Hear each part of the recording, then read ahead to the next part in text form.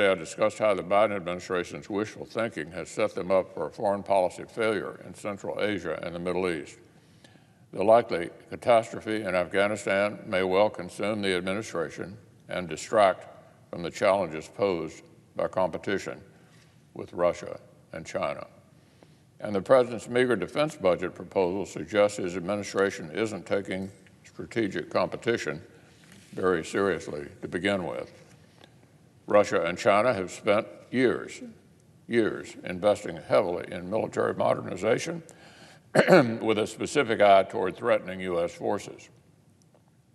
We spent the previous administration repairing the readiness of our forces and beginning to modernize after years on the back foot.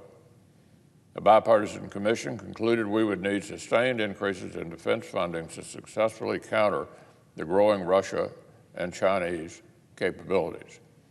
And yet, adjusting for inflation, President Biden's proposal would amount to a reduction in spending. This administration has talked tough with both these rivals, and I've given credit where credit's been due.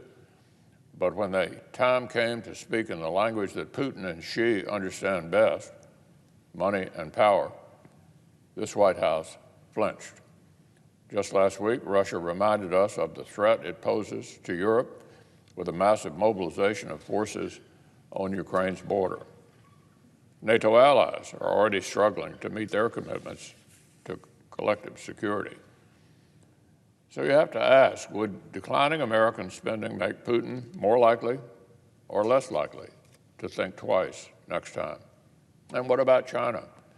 Would China be more likely or less likely to respect its neighbors' territorial waters if the U.S. stops contending for an edge in naval and long-range capabilities and lets ourselves fall behind?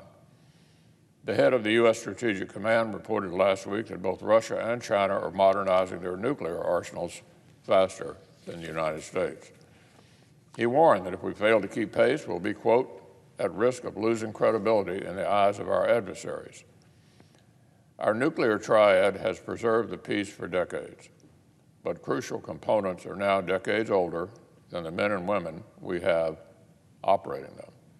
If we want to maintain effective deterrence, we have to modernize. So, Mr. President, whether this administration likes it or not, we're locked in a race with adversaries who plan literally decades ahead. A lack of resolve will compound on itself and invite disaster. Surely, that cannot be the legacy President Biden hopes to leave.